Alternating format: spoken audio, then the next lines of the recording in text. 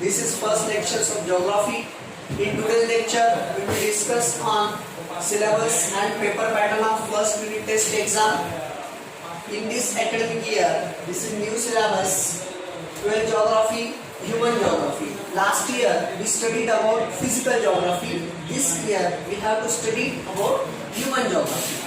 According to the first unit test exam, our exam for 25 marks. Syllabus, first two lesson. First lesson is population part 1 and second lesson population part 2. Now we will discuss on paper pattern. Question number 1A, it is complete the table. 5 marks. In this type of question, what we have to do, just one particular table will be there. You have to just fill the all points which is related to the question. Very simple question. This question will ask from exercise and middle part of the lesson. So you have to prepare in that way. In the same question, question number 1B is match the following for 5 marks.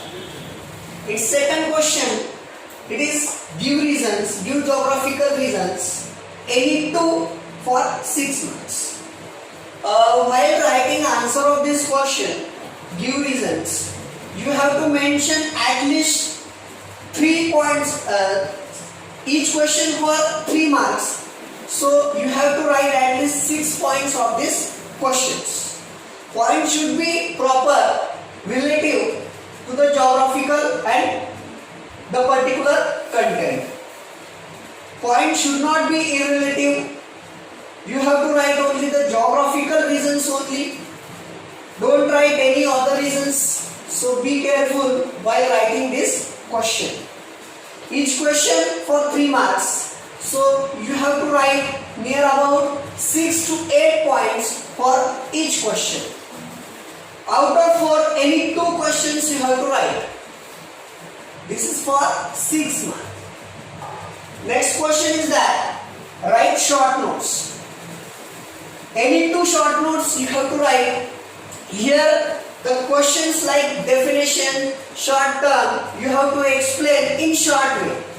Each question for 2 marks. So that's why you have to write only the actual definition or the points of the important points, means related to the particular definitions only you have to write. So be careful. Next question is that answer the following question in brief. In this only one question you have to write. There will be 2 questions. Out of this only one question you have to write. Each question for 5 marks. This is brief question, so you have to write brief summary, brief explanation, examples, reference related to the particular questions. So be careful while writing these questions. This is also important question, so you have to write the detailed answer, whatever you want, such as a definition, content, types, effects, causes, or more geographical explanations and examples you need to write here. Okay? Marathi माध्यमाच्या मुलांसाठी मी परत एकदा explain करतो मराठीमध्ये. इयत्ता 12वीच्या नवीन शैक्षणिक वर्षामध्ये 2020-21 मध्ये आपल्याला मानवी भूगोलाचा अभ्यास करायचा आहे. इयत्ता 11वी मध्ये म्हणजे मागील इयत्तेमध्ये आपण प्राकृतिक भूगोलाचा अभ्यास केला. ह्या वर्षी आपल्याला मानवी भूगोलाचा अभ्यास करायचा आहे. आणि मानवी भूगोलामध्ये सर्वसाधारणपणे जे घटक असतात ते मानवी भूगोलाशी रिलेटेड असतात, म्हणजे संबंधित असतात. आणि मानव हा एक सोर्स म्हणून किंवा माध्यम म्हणून आपल्याला भूगोलाचा मानवी भूगोल या संकल्पनेत अभ्यास करायचा आहे. या लेक्चर मध्ये मी तुम्हाला प्रथम घटक चाचणीचा अभ्यासक्रम आणि त्याचं प्रश्नपत्रिकेचं स्वरूप कसं असणार आहे हे मी स्पष्टीकरण देत आहे. पहिली घटक चाचणी जी असेल ती आपली 25 मार्क साठी असेल. त्याच्यामध्ये पहिले प्रकरण दोन असतील.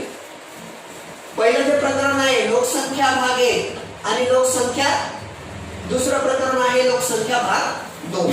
या दोन प्रकरणांवरतीच आपल्याला प्रश्न विचारले जातील. तर तुम्ही परीक्षेसाठी फक्त हे दोन प्रकरणांचा अभ्यास करायचा आहे. याचं प्रथम घटक चाचणी परीक्षेचं जे सर्वसाधारण स्वरूप आहे ते या प्रकारे असणार आहे. याच्यामध्ये 4 प्रश्न असणार आहेत एकूण. त्याच्यामध्ये पहिला प्रश्न जो आहे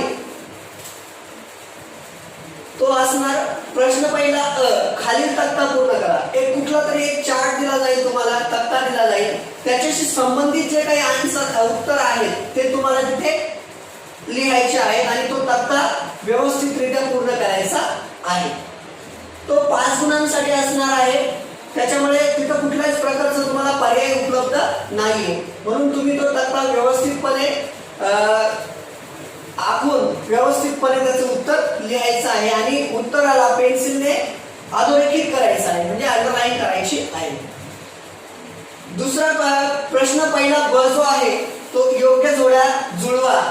जोड्या जुळवा हे तुम्हाला माहित असतं की कशा प्रकारे स्तंभ एक असतो, स्तंभ अ स्तंभ आणि ब स्तंभ असे 2 स्तंभ असतात आणि त्याच्या समोर म्हणजे जे काही उत्तर असेल ते समोरच्या कॉलम मधून आपल्याला ते जुळवायचं असतं. पण उत्तर लिहिताना एक व्यवस्थितपणे लिहायचं आहे. प्रश्न पहिला अ ब, त्याच्यातला उपप्रश्न ब योग्य जोड्या जुळवा.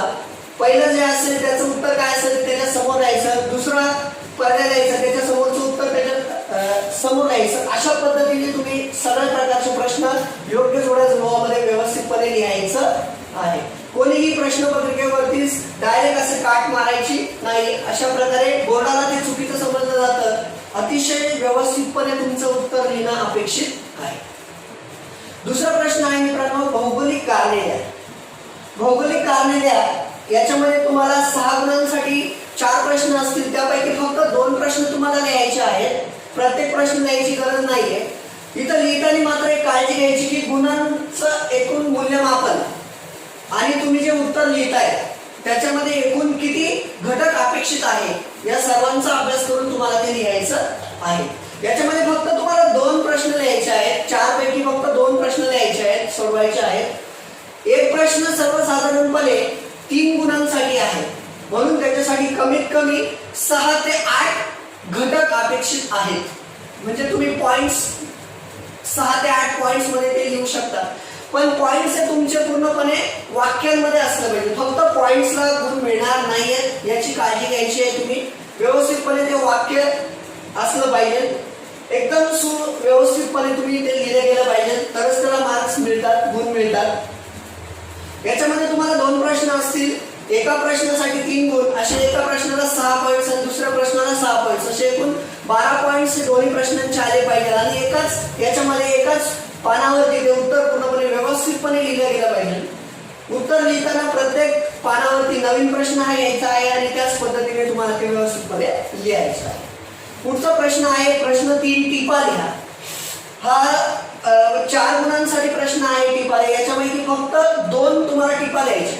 आता टिपाद्यामध्ये सर्वसाधारणपणे अतिशय छोट्या छोट्या ज्या संकल्पना असतात, भौगोलिक संकल्पना असतात, त्यांच्या व्याख्या किंवा त्यांच्याशी महत्त्वाचे जे काही घटक आहेत, एखादं सूत्र असेल ते तुम्हाला तिथे लिहायचं आहे आणि एकदम थोडक्यात लिहायचं आहे. याचं कुठल्याही प्रकारचं स्पष्टीकरण द्यायची गरज नाहीये. याची सर्व विद्यार्थ्यांनी काळजी घ्यायची. शेवटचा प्रश्न आहे मित्रांनो प्रश्न 4 खालील प्रश्नांची उत्तरे द्या. हा दीर्घोत्तरी स्वरूपाचा प्रश्न आहे. फक्त एकच प्रश्न तुम्हाला सोडवायचा आहे. 2 उपप्रश्न दिलेले असतील, त्यापैकी फक्त तुम्हाला एकच प्रश्न सोडवायचा आहे. तो फक्त 5 गुणांसाठी असेल, पण त्याचं उत्तर लिहिताना मात्र तुम्ही त्याचं सविस्तर लिहायचं. सविस्तर लिहायचं म्हणजे थोडक्यात प्रस्तावना, त्याच्यानंतर त्यातील महत्त्वाचा घटक, त्या घटकासंबंधीची व्याख्या किंवा त्याचं स्पष्टीकरण, त्याच्याशी असणारी उदाहरणं किंवा इतर जे काही त्याच्याशी महत्त्वाची रिलेटेड जे काही दुवे आहेत ते तुम्हाला याच्यामध्ये लिहायचं आहे. अशा प्रकारे तुम्हाला परीक्षेला व्यवस्थितपणे प्रश्न सोडवायचे आहेत. थँक्यू.